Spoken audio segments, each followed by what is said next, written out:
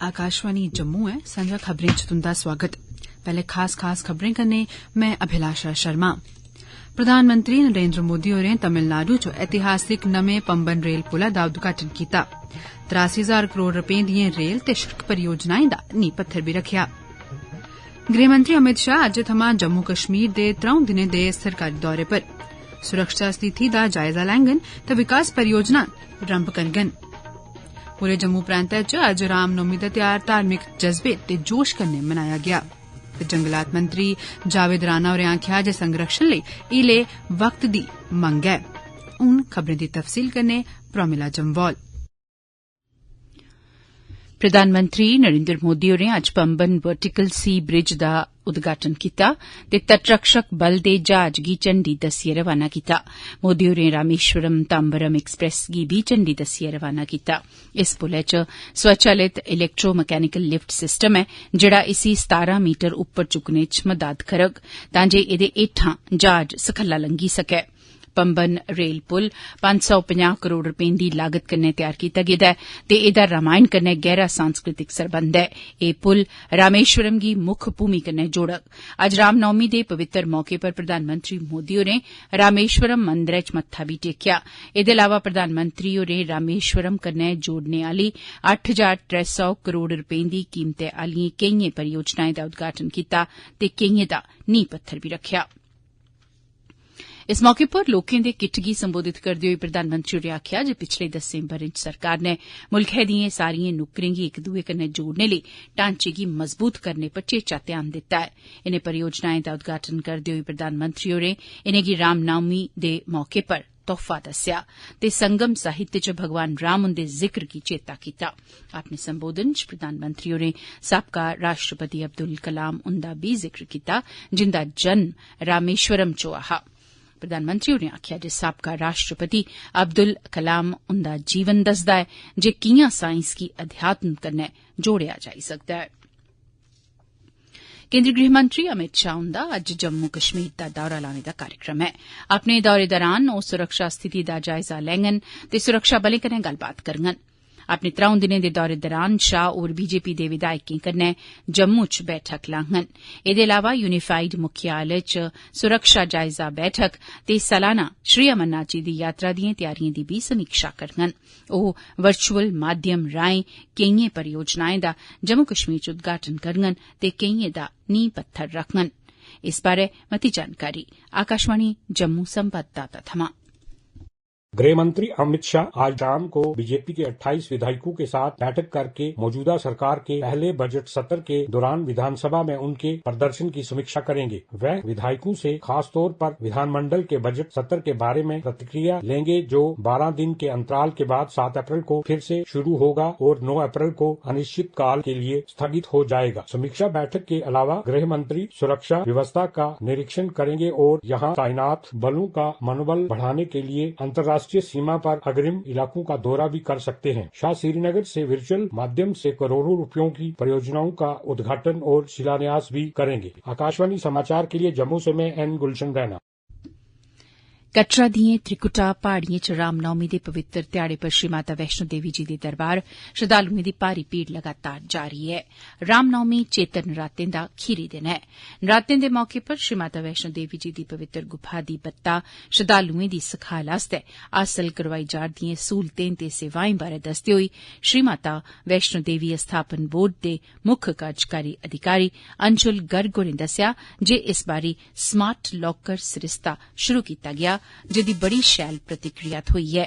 गर्ग होरें अग्गें आखेआ सबसे पहले श्री माता वैष्णो देवी श्राइन बोर्ड की ओर से मैं आप सभी को सभी श्रद्धालुओं को रामनवमी की शुभकामनाएं देता हूं। नवरात्रि का जो पावन पर्व है वो आज संपन्न हो रहा है और माता वैष्णो देवी के भवन पर भी चंडी महायज्ञ का आज समापन है और आंकड़ों की बात करें तो पिछले 9 दिन में तकरीबन 3.5 लाख यात्री जो है माता वैष्णो देवी के दर्शनों के लिए पहुंचे हैं। आज का भी एक दिन इसमें शामिल है तो आज शाम तक भी हमें उम्मीद है कि तकरीबन 40-45 हजार लोग और भी इसके अंदर इस आंकड़े में जुड़ेगा और कोशिश हमारी यही रही कि सभी को एक यादगार यात्रा का जो है सफर अनुभव हो और सभी सुविधाएं उन्हें उपलब्ध हो और एक काफी तरीके का फीडबैक भी हमें रिसीव हुआ है जिसके ऊपर हम निरंतर काम करते हैं। जम्मू च रामनवमी पूरे धार्मिक जोश ते जज्बे कन्नै मनाई गेई। बड़ी मती गिनतरी च श्रद्धालुएं माता दे मंदरें, विशेष करी बावे आली माता दे मंदरै च मत्था टेकेआ। लोक बड्डलै मूंह न्हेरे थमां गै मंदरें च जा'रदे न ते माता रानी ते भगवान राम दा आशीर्वाद पा'रदे न। पारंपरिक भजन कीर्तन आध्यात्मिक वातावरण पैदा करा'रदे हे। रामनवमी है, यहाँ पे आज सबने कंजके पूजी है और आज हम बावे आए हैं। हमने माता रानी के दर्शन किए, उनकी ब्लेसिंग्स ली हैं। यहाँ पे बहुत खुशनुमा माहौल बना हुआ है। हम रामनवमी में माता रानी के यहाँ पे आए हुए हैं और हमने यहाँ पे लंगर भी लगवाया। बस यही प्रार्थना करते हैं कि जम्मू में सुख शांति बनी रहे। प्रार्थना यही सभी करते हैं कि माँ हमें सब कुछ दे। आज सारे यहाँ पर बाबे वाले मंदिर आए हैं। यहाँ पर सुबह से बहुत भीड़ है। लोगों ने यहाँ पर लंगर लगाए हैं। सबके घर में माता रानी में बरकत करे, सबको खुशियाँ दे माता रानी। अज्ज श्रद्धालुएं नरातें दे बरत पूरे करियै अपने अपने घरें च कंजकां पूजियां ते मां दुर्गा दा आशीर्वाद पाया। न्याणियें कुड़ियें गी कंजक रूपै च पूजने दी परंपरा ऐ, जेदे मगरा 9 दिन चलने आला नराता उत्सव संपन्न होई जंदा ऐ। इस दौरान श्रद्धालुएं पैहले नरातै लाई दी साख भी बगदे पानियै च परोआई। स्कूली शिक्षा मैहकमे दे निदेशक डॉ नसीम जावेद चौधरी होरें जम्मू खित्ते च इक बैठक लाइयै जिले च स्कीमें दी अमलावरी दा जायजा लैता। उनें सरकारी स्कूलें च शैक्षणिक कारकरदगी पर जोर पाया ते राष्ट्र शिक्षा नीति 2020 दी सेही ते पूरी चाल्ली अमलावरी लेई बी आखेआ। मनुक्खी संसाधनें दा प्रबंधन, शिक्षकें दी सखलाई, विद्यार्थिएं दी कारकरदगी ते स्कूलें च बुनियादी सहूलतें बारै बी चर्चा होई। मुक्ख शिक्षा अधिकारी होरें बुनियादी ढांचे ते मयारी शिक्षा पर जोर पाया। एह खबरां तुस आकाशवाणी जम्मू परा सुना'रदे ओ।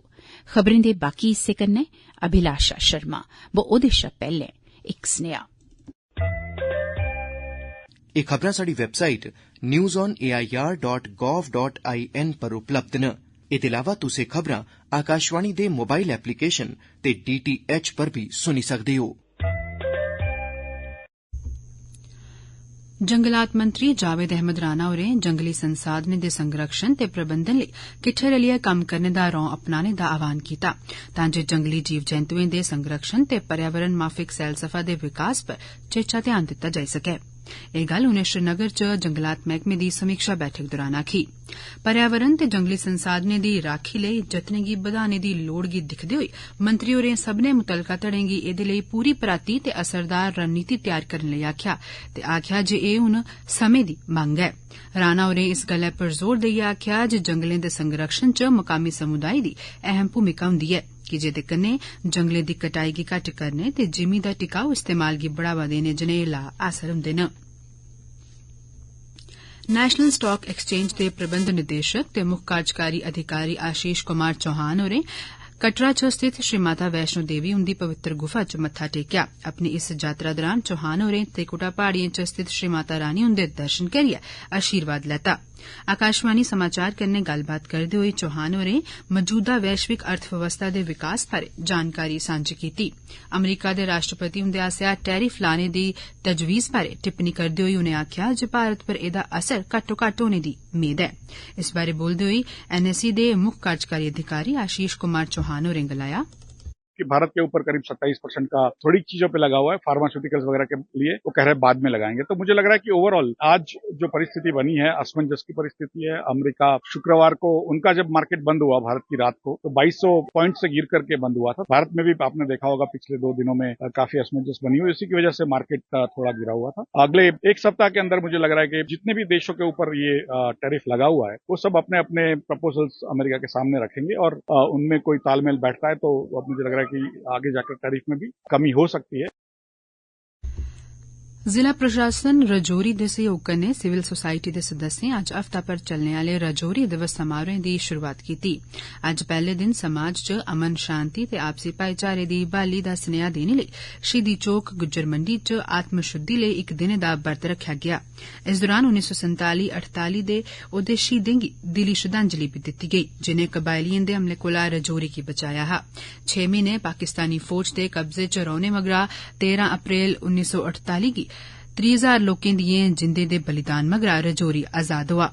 जिला प्रशासन रजौरी हर बरे सिविल समाज कन्नै रलियै रजौरी दिवस मनांदा ऐ। इस बारै आकाशवाणी कन्नै गल्ल करदे होई सिविल सोसायटी दे इक सदस्य नै आखेआ 13 अप्रैल 1948 को राजौरी ऑफिशियल इंडियन डोमिनियन और इंडियन सॉवरेनिटी का हिस्सा बना था, जिसके रिलेटेड हमने आज डॉक्यूमेंट भी रिलीज किया कि किस तरह वो दौर था जब इंस्ट्रूमेंट ऑफ एसेशन साइन हुआ 26 अक्टूबर 1947 को, और किस तरह रेडर्स आए और किस तरह इंडियन फोर्सेस ने कश्मीर में से रेडर्स को पहले वहां से वीड आउट किया। ब्रिगेडियर युद्धनाथ जी का जो फाइनल ऑनस्लॉट था राजौरी के अंदर, और किस तरह 13 अप्रैल को राजौरी हिंदुस्तान का हिस्सा बना।